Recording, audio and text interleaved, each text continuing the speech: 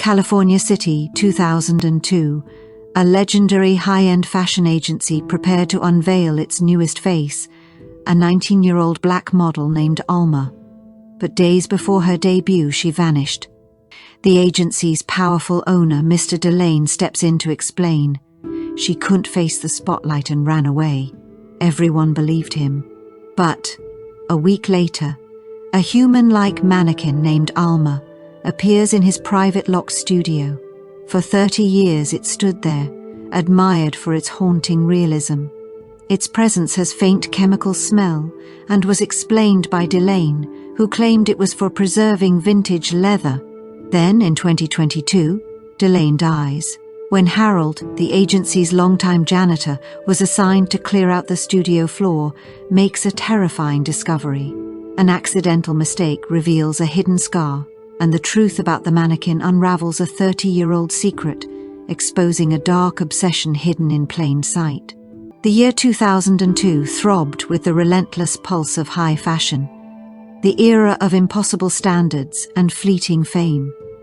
And nowhere was that pulse louder than inside the stark white loft of Delane models, perched high above Crestview's cobblestone streets. Set in a vast, top-floor loft of a cast-iron Crestview building, the agency was more than a business. It was an institution, the gatekeeper to the dazzling, fleeting world of runways and magazine covers. At the center of it all was Mr. Delane. His name alone could open doors across continents, but to the people who worked under him, he was less a man and more a myth. He was rarely seen, yet always felt, his voice echoing through intercoms, his presence lingering in the air like expensive cologne and quiet fear. He was known for his uncanny gift, finding raw faces and molding them into icons. He didn't just discover beauty, he designed it. His models were his masterpieces, sculpted, perfected, and utterly dependent on his vision. In Delane's world, control was art, and beauty was obedience. The agency, with its marble floors and cold fluorescent glow, was his kingdom. But even kingdoms hide their shadows. Moving silently through those shadows was Harold, the janitor. He had been part of Delane Models longer than most of its stars had been alive, back when Crestview was rough, its glamour still imagined.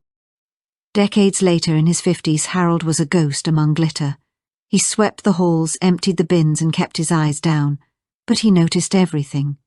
He noticed how Mr. Delane's private studio floor was always locked, how that faint chemical smell drifted from beneath the door late at night, how every assistant who entered it seemed different when they came out, quieter, pale, sometimes trembling. Harold had seen it all, but never asked. In a place like this, silence was survival. Still, something about that room, that door, stayed in his mind. He couldn't shake it. For decades, Harold had watched the same story play out inside Delane Models, wide-eyed dreamers stepping in with hearts full of hope, only to leave hollowed by rejection. He had seen ambition rise and collapse, beauty discovered and discarded, and secrets swept neatly beneath polished marble floors. He was part of the rhythm now, the silent beat that kept the machine running. He mopped, dusted, changed bulbs and emptied bins. His quiet labor grounded a world obsessed with surface perfection. In his invisibility, he saw everything. And what he saw wasn't always beautiful. By 2002, Delane Models had reached its zenith. Every major fashion house fought for its talent. Its faces dominated billboards, runways, and magazine covers from California to Milan. The loft pulsed with constant motion, the sharp clatter of heels, the overlapping hum of phone calls, and the relentless click of camera shutters. Every sound was a reminder of the empire Delane had built, and the fear of falling from its favor. At the far end of the loft, behind a frosted glass door, Mr. Delane orchestrated it all like a phantom conductor. His presence ruled even when unseen. His approval was a blessing. His silence a warning. Harold moved through this world like a shadow, cleaning up the remnants of dreams that burned too bright. He never interfered, never asked questions.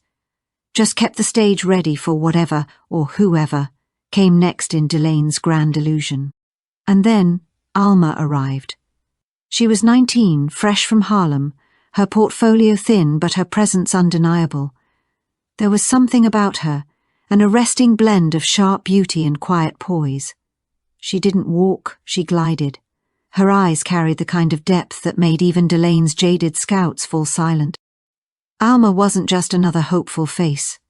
She had that rare, unteachable quality Delane craved, a calm strength that defied the chaos around her. Even Harold, who'd long since stopped paying attention to the comings and goings of models, noticed her. He'd spent years cleaning the traces of Delane's masterpieces, but when Alma arrived, he couldn't shake the feeling that this time the story would end differently, or worse. There was something about Alma that no one could quite define, a quiet depth, a calm, unshakable confidence that set her apart from the restless, anxious energy of the other girls waiting for their chance at fame. She didn't chase the room's approval, she owned it, without trying. When Mr. Delane first laid eyes on her, the reaction was instant. To him, Alma wasn't just promising, she was perfect. The kind of beauty that didn't need sculpting, only unveiling. He called her to his private office that same afternoon, an invitation almost unheard of for a newcomer. The entire agency buzzed as the door closed behind her. For an hour, no one saw or heard anything. And when Alma finally stepped out, her expression was unreadable, a mix of wonder, confusion, and quiet resolve. By the next morning, words spread like wildfire. Delane had chosen his new muse. The title was both blessing and curse. It meant Alma was no longer just another name on a casting sheet. She was now the centerpiece of Delane's empire, his next masterpiece. Within days, she was given everything others spent years clawing toward. The top photographers, the biggest designers, the most exclusive campaigns, and always, Delane's eyes were on her, studying, adjusting, controlling. He dictated her poses, her walk, even the way she smiled. Her meals were monitored, her rest scheduled. He called it refinement. Others called it obsession. To the outside world, Delane spoke of Alma with a near religious reverence. Editors, designers, agents, all heard the same words. She's not just a model, she's a revelation. And through those words he built her legend before she had even taken her first runway step. Meanwhile, Harold watched it all unfold from the periphery, his mop gliding over the same marble floors that now carried Alma's confident stride. Unlike the others, she noticed him. She always did. A soft smile, a thank you, a glance that acknowledged his existence in a world where no one else bothered to. He noticed her too, the faint fatigue beneath her poise, the way her laughter became rarer as the days passed, the slight tension in her shoulders each time Delane appeared. He'd seen that look before, the quiet unease hidden behind perfect posture, the same look he'd glimpsed years ago in another muse whose name no one mentioned anymore. There were small things about Alma that stayed with Harold, the quiet human details that slipped past the glossy surface of her rising fame, the way she always carried a worn book of poetry tucked into her bag, pages bent and soft from use, the way she'd stand by the tall loft windows in moments of stillness, staring out at the California skyline as if she were trying to remember something she'd left behind. Her eyes carried both wonder and a kind of distant sadness. And then there was the scar, a tiny crescent-shaped mark just behind her left ear, only visible when she swept her hair back. It was the one imperfection on a face Delane presented to the world as flawless. But to Harold it made her real, proof that she wasn't just another image being molded into perfection. As the weeks passed, Delane's fascination with Alma deepened and darkened. What began as mentorship soon became control. He dictated her schedule down to the hour, selected who she could meet, what she should wear, even when she could rest. He dismissed assistants who got too close. He spoke of protecting her, of keeping her pure from the industry's corruption. To the outside world, it looked like devotion, the story of a visionary shaping his next icon. But to Harold, who had seen the same pattern years before, the late nights, the closed doors, the way every muse seemed to vanish from the walls after their season ended. It didn't look like guidance. It looked like possession.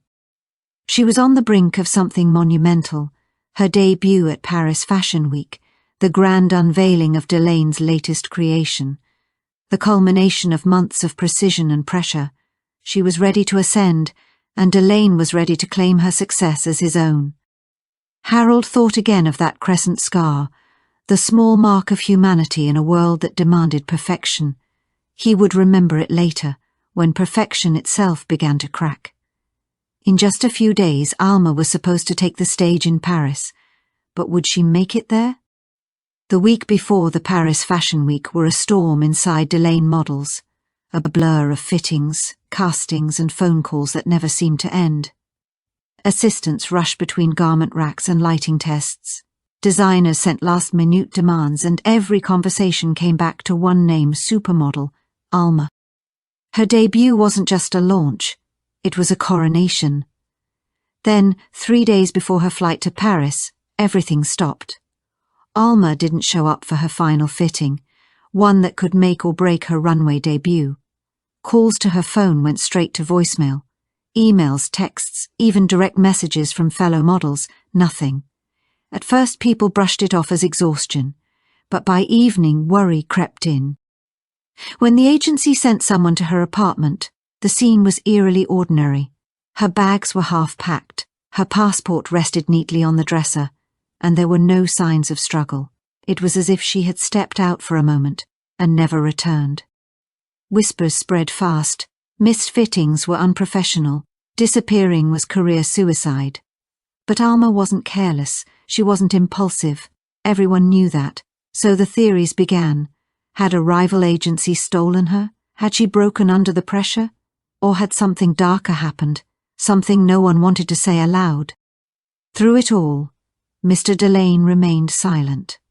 His office door stayed closed, the frosted glass offering no clues to what was happening inside. The quiet coming from that room was louder than panic itself. Then, after nearly 24 hours of chaos, the door finally opened. Delane called for everyone: agents, bookers, stylists, assistants, even Harold, who had been quietly polishing the marble near the main showroom, pretending not to listen. The entire agency gathered beneath the bright studio lights. When Delane appeared, the transformation was startling. The man once defined by precision and control now looked unstrung, his eyes red, his movements slow, his voice breaking with grief. He told them he had just received word from Alma's family. The room went still. Every sound, the hum of lights, the distant city noise, seemed to fade, and then he spoke the words that froze everyone in place. Harold remembered that day vividly, the echo of Delane's trembling voice, the faint scent of the same chemical perfume that always lingered from the locked studio floor. He didn't know it yet, but the two would soon connect in a way that would haunt him forever. "It is with the deepest regret," Mr. Delane began, his voice trembling just enough to sound sincere, "that I must inform you, Alma will not be going to Paris." The room fell utterly silent. Even the clicking cameras in the nearby studio seemed to stop. "It seems," he continued, "that the pressures, the temptations of this world became too much for her." He let the words linger, heavy and deliberate. "She has relapsed. Her family believes she's run away, perhaps fallen back into old, destructive habits. They haven't heard from her either." With soft, deliberate sorrow, Delane painted his picture, a prodigy undone by her own weakness, a brilliant young woman who had squandered the golden future he had so carefully built for her. His tone wavered with grief and guilt. "We tried to protect her," he whispered, "but some souls, some are just too fragile for the light. It was perfect, controlled, devastating."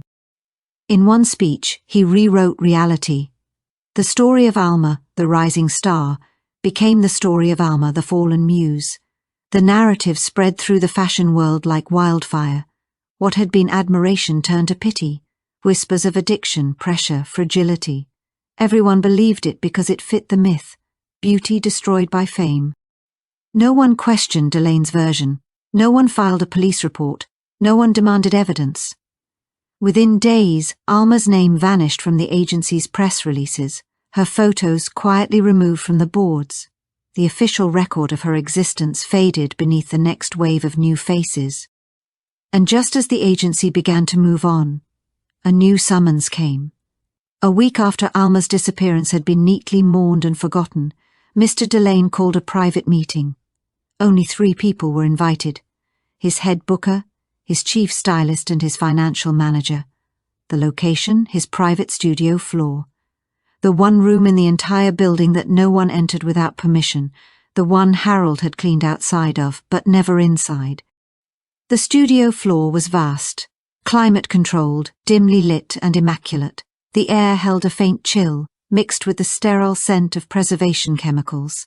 Along the walls stood rows of archival wardrobes filled with treasures, gowns once worn by screen icons, vanished heiresses and forgotten duchesses.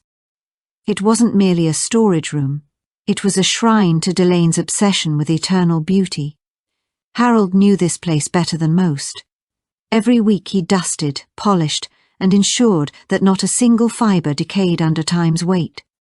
That morning he followed routine, unlocking the heavy, insulated door and propping it open to let the cool air spill into the corridor. From down the hall he could see a small, hand-picked group assembling: the head booker, the chief stylist, the finance manager.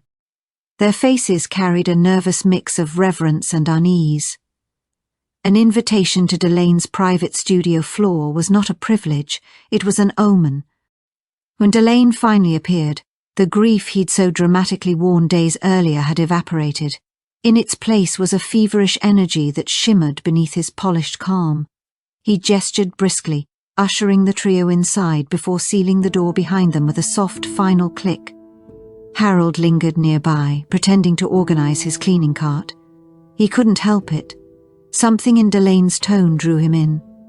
Through the thick door, the words came muffled but distinct enough to chill him. "As you know," Delane began, his voice smooth and reverent, "we suffered a great loss last week. A loss of potential, of beauty. But art endures. Art can capture what life lets slip away." There was a pause. Then came the sound of fabric sliding across metal, a heavy velvet drape being drawn aside. Silence followed, then the soft collective gasp of those within. Someone whispered incredible. Another breathed, "My God, it looks just like her." When the door opened minutes later, the group emerged pale, awestruck and unsteady. Their expressions wavered between admiration and something closer to dread. Behind them, Delane stood framed in the doorway, a faint smile curving his lips, a look of pride or perhaps possession. The same expression Harold had once seen when Delane spoke of protecting Alma. Harold's gaze shifted past Delane's shoulder into the studio floor. For just a moment, before the door closed, he thought he saw a figure, poised and still beneath the dim light, a shape that looked heartbreakingly familiar. And though Harold would tell himself later that it was only a mannequin, deep down he knew what he'd really seen. Something that would draw him back to that locked room again. "Harold," Delane called, his tone unusually gentle. "Come in. I want you to see something." Harold hesitated at the threshold before stepping into the chilled, dimly lit studio floor. The air inside was dense with that familiar scent of preservation chemicals and old silk.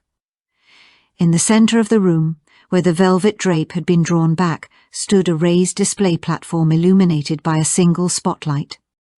And there, perfectly still, bathed in pale light, stood a mannequin. But it wasn't like any mannequin Harold had ever seen.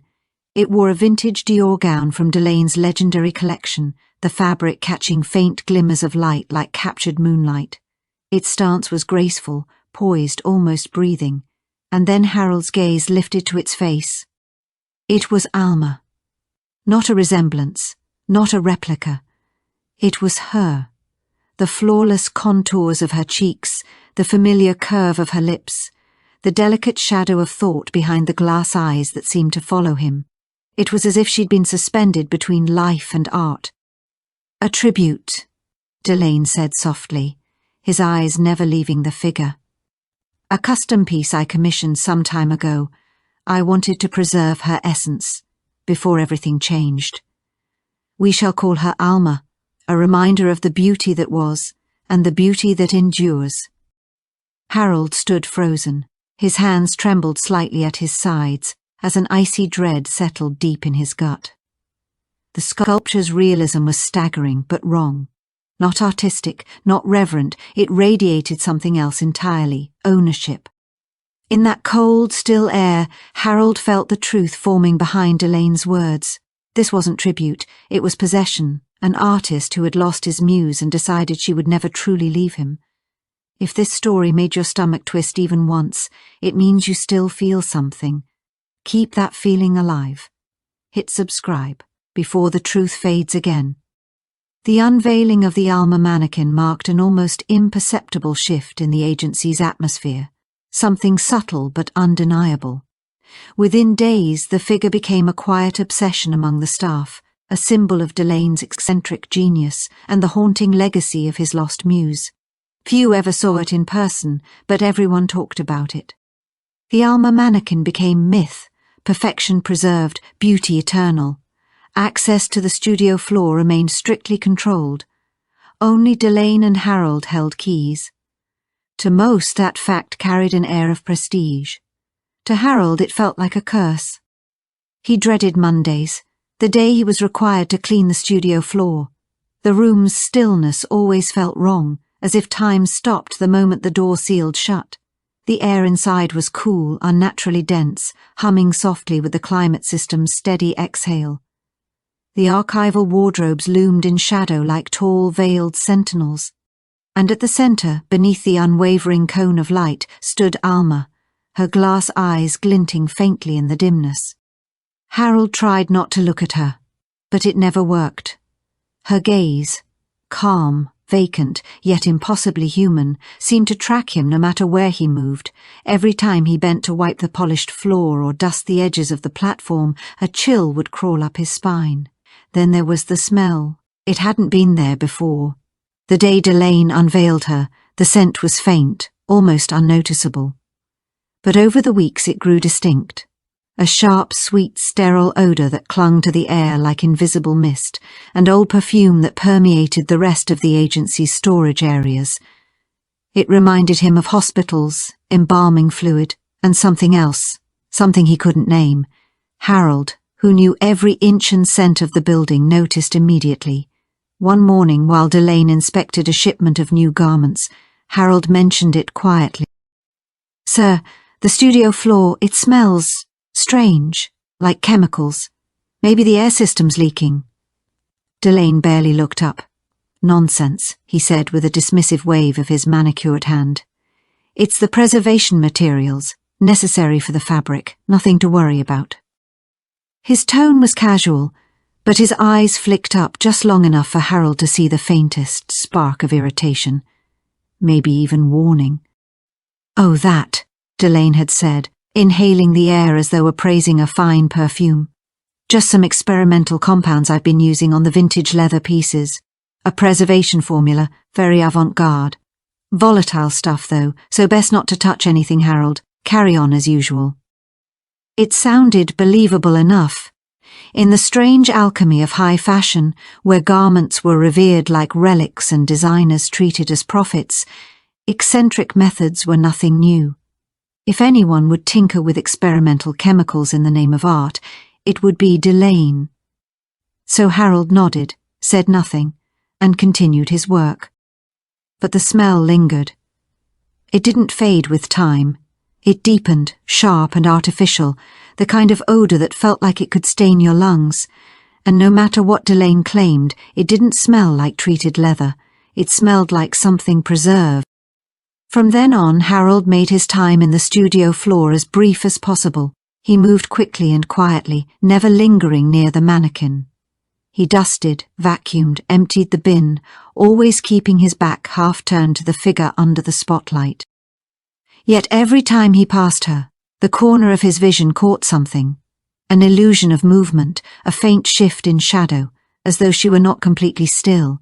He told himself it was the light, it had to be the light. Years began to blur. The fashion world cycled through trends, faces, and obsessions like a machine. Delane's empire endured, its edge softened into legacy. The chaos of its early years gave way to reputation and ritual, yet the studio floor never changed. It remained sealed, cool, untouched by time. The room felt wrong, the mannequin felt wrong, and the smell felt like a secret he didn't want to understand. Time moved differently inside Delane models. Faces came and went like seasons, each new next big thing burning bright for a brief feverish moment before vanishing into the industry's endless churn. Agents switched loyalties, designers rose and fell, trends flared and died. Everything changed. Everything except two people. Mr. Delane, now older, paler, and far more withdrawn, ruled from behind the frosted glass walls of his private suite, a ghost emperor presiding over his fading empire, and Harold, the quiet janitor, who had become as much a fixture of the agency as the marble floors he polished. He moved through the chaos like clockwork, unseen but essential, the one presence that time couldn't erase. His Monday ritual in the studio floor never wavered. Each week he unlocked the heavy insulated door, letting the rush of cold chemical air spill into the hallway before stepping inside. The room was as it had always been, rows of gowns suspended like sleeping spectres, their archival covers tinged faintly yellow with age. And in the center, unchanged, untouched, stood Alma. The mannequin's spotlight never dimmed, its subject eternally 19, caught forever in the poised stillness of a moment that had never truly ended. Harold avoided looking directly at her now. He'd learned to clean around her presence, his movements efficient, mechanical, almost ritualistic. Yet every so often, something would pull his gaze, some detail too lifelike to ignore. The subtle veins along the back of her hand, the fine, almost translucent texture along her neck. The eyes, those perfect glass eyes, held a sadness so real it felt like memory. But standing in that silent, airless room, Harold couldn't shake the growing sense that this wasn't art at all. It was life interrupted. And someday soon he knew something, perhaps a smell, a sound, a single accidental touch, would break the spell that kept her standing there. The mannequin never changed, but Harold did. With each passing year, his reflection in the polished floor grew older, more tired, the silver creeping through his hair, his posture curving with time. The unyielding youth of the figure under the spotlight became a cruel mirror, her perfect stillness mocking the slow erosion of his own life. His feelings toward the room had become complicated. The studio floor was part duty, part dread, part reluctant reverence. He still clung to Delane's old explanation about the preservation chemicals, even as the story grew harder to believe. The odor never really went away. Some weeks, after Delane had spent hours alone inside, it seemed sharper, freshly disturbed, almost new. Harold stopped thinking of the figure as Alma long ago. The name didn't fit anymore. To him, it was Delane's shrine, a beautiful, grotesque monument to obsession. Creepy, yes, disturbing, absolutely. But the truth, the unthinkable? He never let his mind go that far. He was the janitor. His purpose was order, not curiosity. He'd seen enough in this world to know that asking questions sometimes meant trouble. Still, he heard things. Quiet office gossip passed between interns and junior agents who'd never seen the studio floor themselves. Rumors about the locked room, about Delane's mannequin, his eternal muse. They spoke of Alma like a ghost story, the girl who'd burned too bright, the model who couldn't handle the pressure. A cautionary tale for those chasing perfection. Some secrets stay buried because people look away. If this one got under your skin, don't look away this time, subscribe, and face the next truth with us. Harold never corrected the whispers. He never mentioned the faint unease that had settled into his bones after years of tending that room. The feeling that the mannequin wasn't just a sculpture, but something that existed in the uncomfortable space between art and life. He never spoke of how the sharp clinging scent in the studio floor didn't fade with time, how it seemed to renew itself whenever Delane spent hours behind the locked door. It was his private burden, a ritual he performed without question, week after week, as though maintaining a shrine to a secret he didn't want to understand.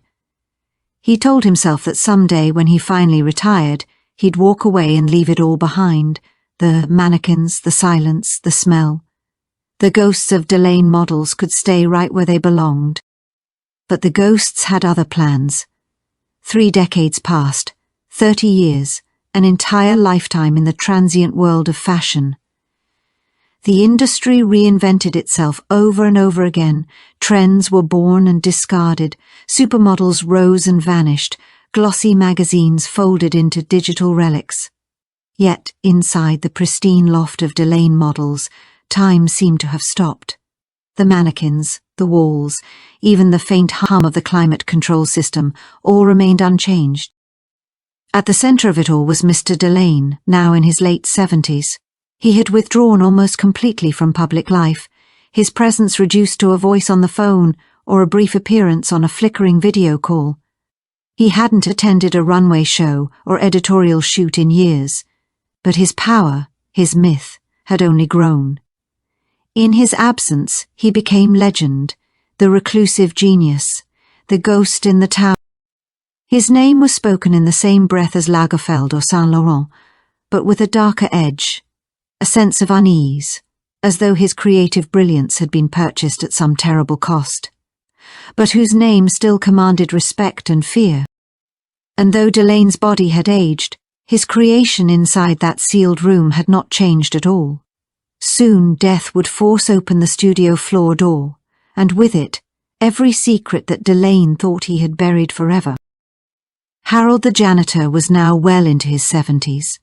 His steps had grown slower, his back carried a permanent stoop, yet his hands still followed the same worn patterns, sweeping, dusting, polishing the same hallways he'd tended for decades. He had become something of an institution himself, the agency's living archive, the man who'd seen it all and quietly survived it. Agents came and went, models burned bright and disappeared, but Harold remained. He wasn't just an employee anymore, he was part of the building, as fixed and familiar as the marble floors he mopped each night. Inside the sealed, climate-controlled studio floor, the mannequin of Alma remained motionless, timeless. Decades had passed, yet not a single strand of her hair seemed disturbed. Her skin, pale and flawless, glowed under the soft gallery lights as though time had chosen to pass her by. The mannequin had taken on a mythic status. Young designers visiting Delane models spoke of her in reverent tones. They'd heard the rumors, how lifelike she was, how no one outside the agency had touched her in decades. Some even claimed that if you stared long enough, you could see a glint of moisture on her eyes. Fashion historians wrote essays about the piece's unmatched realism, speculating endlessly about the artist's technique. Insurance documents described it clinically as a one-of-a-kind hyperrealist sculpture, valued in the millions. Yet none of those glossy articles or catalogue entries dared to mention the lingering scent that hung in the studio floor, a faint acidic odour that still crept from the walls like something preserved too well for too long. To everyone else, it was simply part of the atmosphere, an odd quirk of age, of chemicals and dust.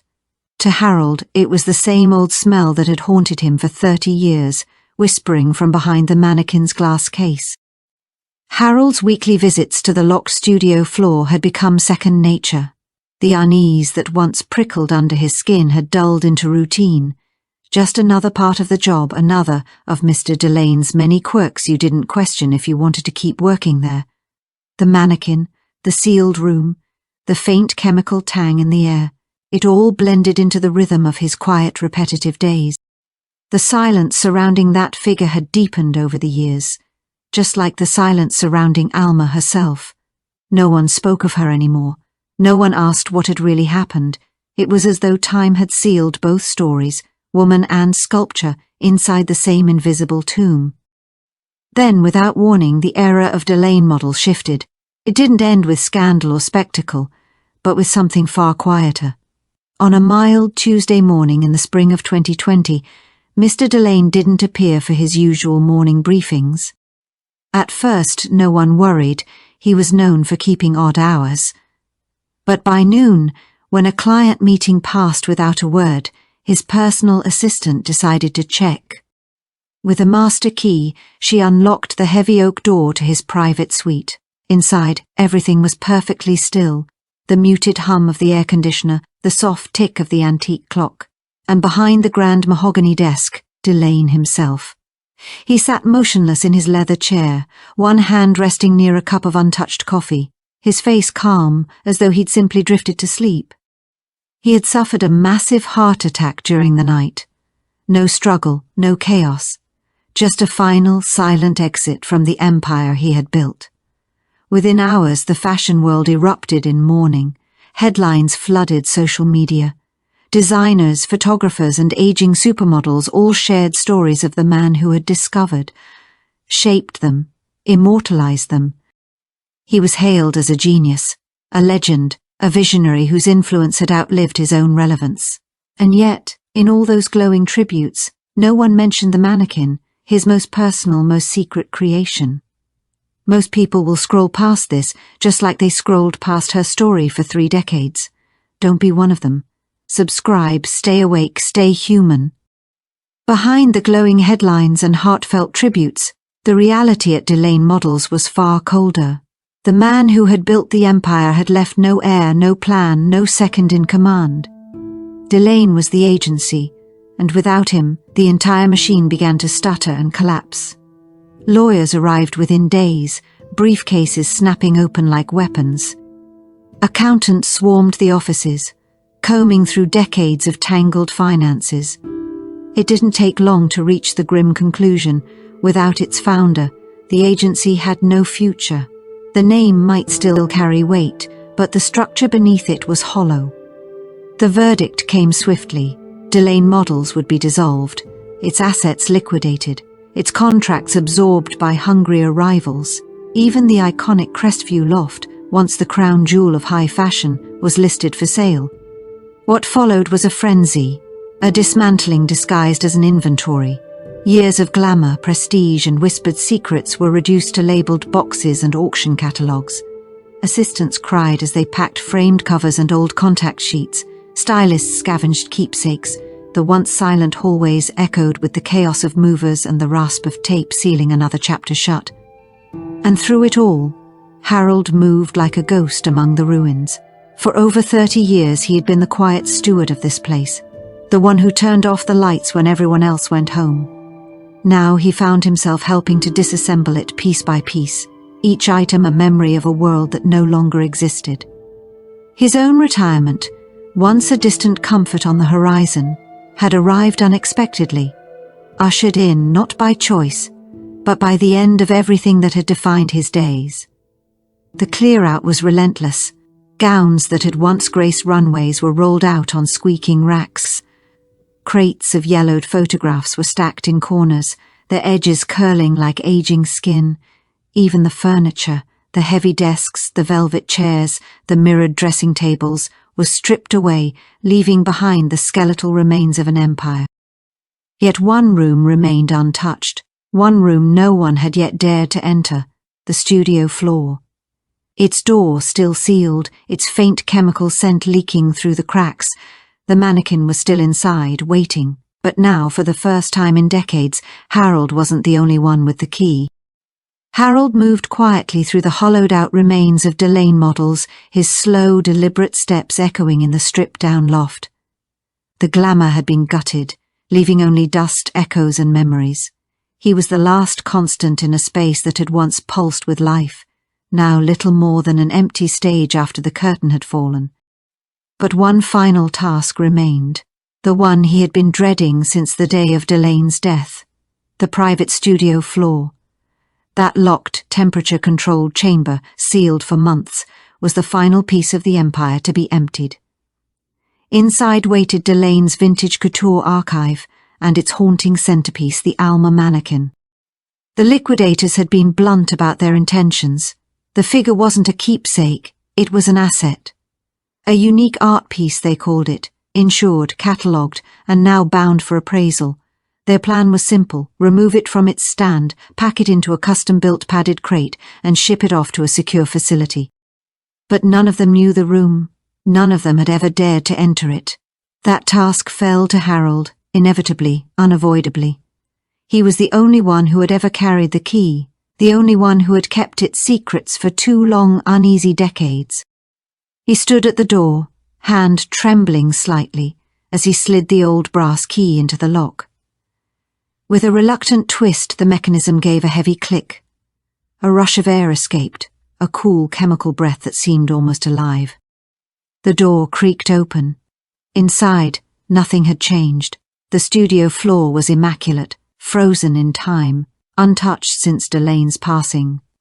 Rows of vintage gowns hung like spectres behind their fogged plastic covers, their colours muted by age.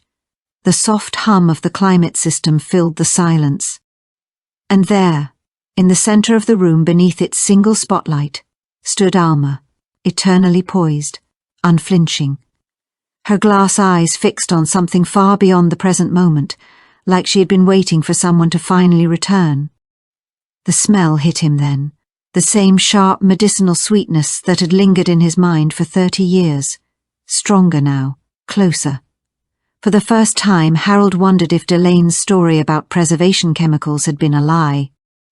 He stepped closer, the truth pulling at him like gravity, unaware that what waited beneath that perfect painted surface was about to rewrite everything he thought he knew about Alma. Harold approached the figure with the same unease that had shadowed him for 2 decades, but this time something was different. The reluctance was still there, yes, but it was softened by an unexpected flicker of sympathy. For the first time, the mannequin didn't look menacing. It looked abandoned, forgotten. In the fading light of the soon-to-be dismantled studio floor, it seemed less like a monument to Delane's ego and more like a relic of his madness, a fellow captive that had outlived its master. He circled the platform slowly, scanning for the best way to move it. He had cleaned around it for years, memorizing every contour of the base without ever daring to touch it. Now he noticed the small, nearly invisible latches near the ankles, cleverly concealed within the display mount. With careful precision, he released them. A soft click echoed in the quiet room. The mannequin was now standing freely, no longer tethered to the pedestal that had held it for 30 years. Harold exhaled. This was it, the final, unpleasant task before he could lock the door one last time and walk away from Delane's ghosts forever. He bent his knees just as he'd been taught back in his younger days and placed his hands gently but firmly on the figure's waist and shoulders.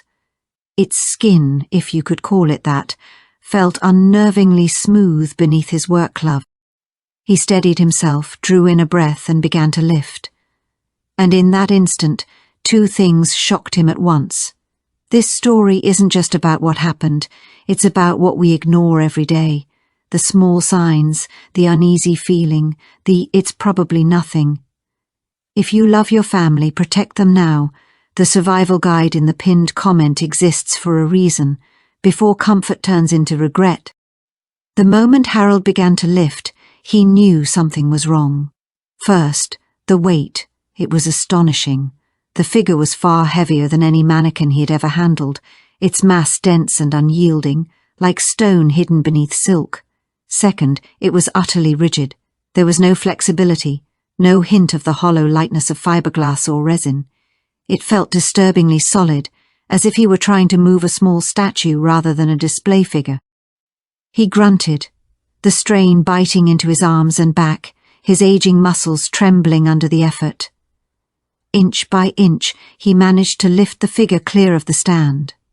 Slowly he shuffled backward toward the waiting crate, the heavy silence of the studio floor pressing in around him. The weight shifted awkwardly. His grip faltered. Then his heel caught the edge of the thick carpet. He stumbled. The mannequin lurched forward in his arms, its smooth surface slipping through his gloved hands. He tried desperately to steady it, but the dead, immovable mass dragged him off balance. It fell, not with a crash, but with a muffled, solid thud against the padded side of the crate. Harold froze, breath catching in his chest. waiting for the sharp crack of broken resin. But there was none. The figure appeared unharmed. Then he noticed it. The dark, sleek wig that had crowned the mannequin's head was no longer perfectly in place. The fall had shifted it, slightly, but enough to expose what lay beneath. Without thinking, Harold reached out to fix it. Just another small mess to tidy up before the end. His hand brushed the dislodged hairpiece aside and stopped. Harold's breath hitched. For the first time in 30 years he realized the secret he'd been cleaning around might not have been Delaine's obsession with beauty, but his way of preserving it. Harold's hand moved almost automatically, his instincts still guided by years of quiet maintenance. He reached to adjust the wig, meaning only to restore order, one last small act of tidiness before the room was emptied forever.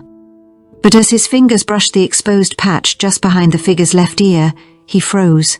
The surface beneath his fingertips wasn't smooth resin. It wasn't paint. It was faintly textured, yielding in a way no mannequin ever could be.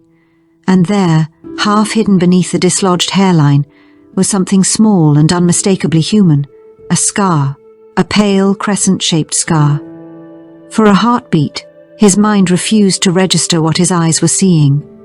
Then, like a photograph developing in a dark room, the memory surfaced. Alma, 19 and luminous, tucking her hair behind her ear as she laughed softly at something he'd said near the water cooler. The same delicate curve, the same tiny mark in the exact same place. It wasn't similar, it wasn't coincidence, it was identical. Harold's breath caught. The air in the studio floor felt suddenly heavier, colder. His hand trembled as he backed away from the figure. The tilted wig, the faint chemical scent that had haunted the room for decades. It all collapsed into a single, terrifying truth. The mannequin wasn't a creation. It was a preservation. Harold stumbled backward, his mind reeling. The truth was out, horrific, undeniable, and for the first time in 30 years, the room didn't feel silent anymore. It felt watchful. As he stared into the glass eyes that seemed suddenly far too real, Harold realized Alma had never truly vanished. She'd been standing there all along, frozen in beauty, waiting to be found.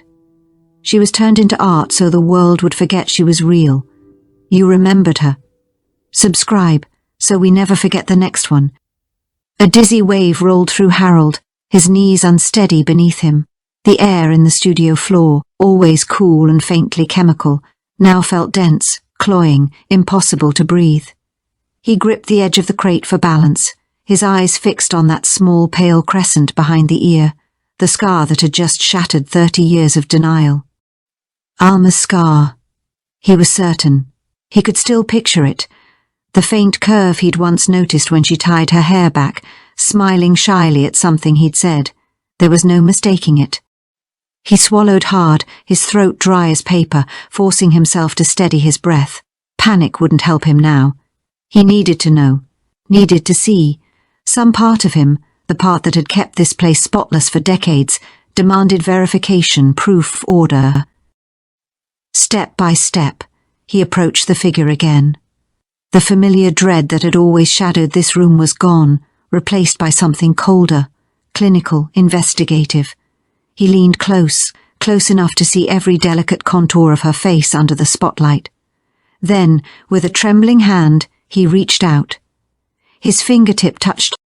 It was cool, yes, but not cold like fiberglass or wax. There was a faint give beneath his touch, subtle, impossible, not rigid, not dead, yielding.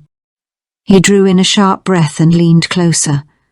Under the harsh white light, he saw it clearly now. The faint natural irregularities, the soft sheen, the infinitesimal imperfections no sculptor could replicate. Pause. Real, human pause.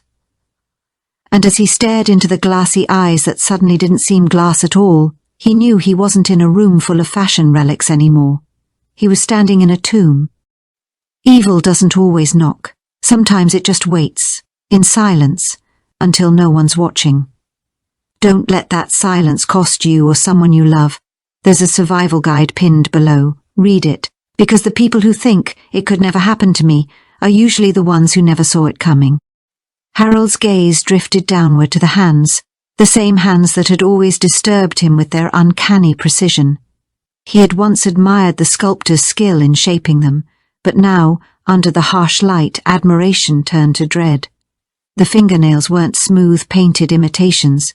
They were too detailed, each one with its own faint ridge, natural curve, and delicate half-moon at the base. A memory stirred. Alma, laughing softly, holding out her hands, teasing him about how her nails grew in strange little arches that ruined every manicure. He stared at the figure's hands again. Those same arches, those same nails. The air thickened.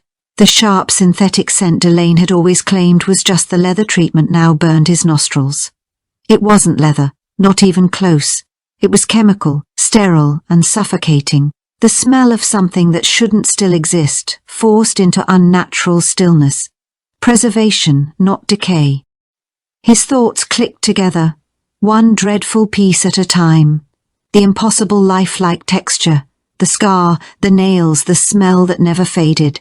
The pattern became clear, terrifyingly clear. This wasn't craftsmanship, this was concealment. He lifted his gaze once more, forcing himself to look at what he'd spent 2 decades refusing to see. The face, the skin, the hair. His stomach lurched when he noticed the slight disruption along the hairline, the one he had once assumed was a seam for a wig, but it wasn't. It grew directly from the scalp, strand by strand, with natural shifts in colour and thickness that no synthetic fibres could replicate. Harold staggered back, bile rising in his throat. The figure wasn't built, it was found. And as the truth settled over him like ice, one question cut through the horror. How many more of Delane's masterpieces were never made, but taken? The illusion had shattered. The unmasking was complete. Every fragment of denial dissolved beneath the weight of what stood before him. This wasn't a mannequin, it wasn't a tribute or an artistic reconstruction. It was Alma, her body, preserved and displayed like an artifact. The truth was no longer hidden in subtle signs or faint suspicions. It was carved into every inch of the figure's perfect, horrifying realism. Harold's balance faltered as if the floor itself had shifted.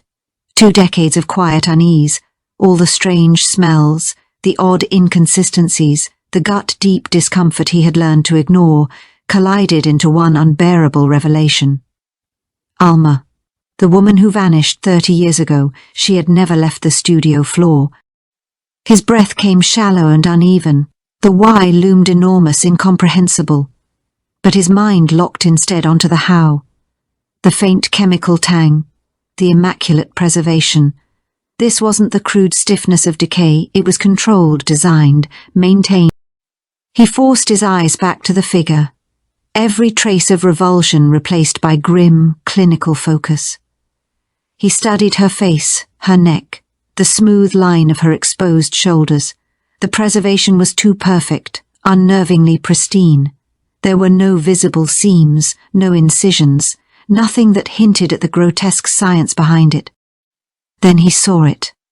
A subtle irregularity, half hidden beneath the fabric of the gown. Something small, almost invisible, something someone had tried to conceal. Harold leaned in, heart pounding. Whatever was hidden there wasn't decoration. It was a trace, a mark, a signature of whoever had done this. Alma preserved. How? Why? The questions hammered at him. The figure wore a high-collared vintage couture gown, the dark velvet rising gracefully to just below the jawline. But in the narrow crease where the neck met the collarbone, almost entirely hidden by a subtle fold of fabric, Harold saw it. A small, dark mark. He bent closer, pulse thudding in his ears, the beam of his flashlight steady on the spot. It wasn't a freckle or a blemish. The shape was too exact, too clean. A perfect circle, no wider than a pinhead, faintly recessed into the skin. Its edges were sharp, deliberate, unnatural. The implications were chilling.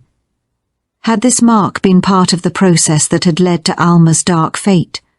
Or was it part of the grotesque process that had preserved her afterwards? a clue to the method Delane had used to turn a person into an object. The implications were chilling. Had this mark been part of what led to Alma's grim fate, or part of the grotesque process that preserved her afterward? A trace of the method Delane used to transform a person into an object, a sign of cold, deliberate precision even more terrifying than the first realization that the figure was human. That small puncture transformed the horror from the unthinkable to the methodical, from a mystery to a monstrous experiment. It was the final dreadful signature of Delane's work, the silent mark of science twisted into art. He had converted her into an artifact, reshaping her body with a calculated, almost scientific detachment. That tiny puncture was his signature, his final grotesque flourish on a masterpiece of horror. A violent wave of nausea gripped Harold. The room seemed to tilt, the air thick with the acrid scent of chemicals and decay disguised as preservation. He couldn't bear another second inside that space. He staggered backward, his gaze still locked on the figure, on Alma, before turning and rushing for the door. The heavy door swung open behind him, exhaling a rush of cold chemical air into the hallway, the stench of truth finally escaping confinement. Harold stumbled out of the studio floor and into the blinding chaos of the agency's main loft. His heart hammered in his chest, his mind reeling with horror and disbelief. Around him, movers and liquidators hurried about, wrapping furniture, sealing boxes, unaware of the nightmare he had just unearthed in the room down the hall. He pressed against a wall, gasping for air, trying to grasp the weight of what he'd seen. Alma, preserved, displayed for 30 years. The chemical scent, the scar, the puncture mark, all of it real. Delane hadn't been merely an eccentric, obsessive collector. He had been a monster, hiding his final act of possession in plain sight, masked as art. The same cool, chemical air that had once greeted Harold every morning now followed him out, no longer a scent of preservation but the stench of truth. And as Harold steadied himself against the wall, trying to make sense of it all, a thought surfaced, one that made his blood run colder than anything he'd seen in that room. If Alma was here, what else had Delane preserved? That question would not let him rest. Not that night, not ever again. He saw it too late, the truth hiding in plain sight. Don't repeat that mistake. If you've got aging parents, kids who trust strangers too easily, or even friends who walk home alone, the survival guide in the pinned comment is for you. Read it tonight. For 2 decades, Harold had lived with a dull, unspoken dread about that room and the figure that occupied it. He had swallowed his doubts, silenced his instincts, and chosen the comfort of obedience over the chaos of truth. After all, he was just the janitor. Who would have listened to him then? Who would have believed him? Now that long silence weighed on him like a physical burden. 30 years of complicity pressed heavy on his chest. He thought of Alma, not the mannequin but the woman. The lively, determined young model who had once lit up the agency halls. Her laughter, her kindness, her sudden disappearance. He thought of the lies Delane had told, that she'd run away, thrown away her career, her future. Somewhere her family might still be waiting, still believing that cruel fiction. Harold felt his hands tremble. The fear was still there. Fear of not being believed, of being blamed, of waking a past that powerful people had long buried, but the horror of what he had discovered, the sheer injustice of Alma's fate, burned hotter than his fear. He couldn't stay silent again, not this time. With shaking hands he reached for his worn, outdated phone. For a moment, instinct guided him toward the agency manager, the logical chain of command. But he froze halfway through the motion. No, this couldn't go through them, not this. This wasn't a workplace issue. It wasn't even a scandal. It was a crime. An unspeakable 30-year-old crime that demanded the kind of justice only the truth could bring. The same silence that had protected Delane for 30 years now pressed around Harold, daring him to break it. The silence he had once mistaken for peace. Harold scrolled slowly through his contacts, past the familiar names of his children, his pastor, his doctor, until he found the one he needed, the NYPD's main precinct line. His thumb hovered for just a heartbeat before he drew in a deep breath and pressed call. 911? No, non-emergency, please, he said, his voice calm but carrying an undertone of something deeper. Resolve. Yes, I need to report a discovery. It's at the old Delane Models building in Crestview. It's about a mannequin, but it's not a mannequin, please. You need to send someone. He gave the address, his full name, and stayed on the line, the phone still pressed to his ear as his gaze drifted toward the open studio floor door down the hall.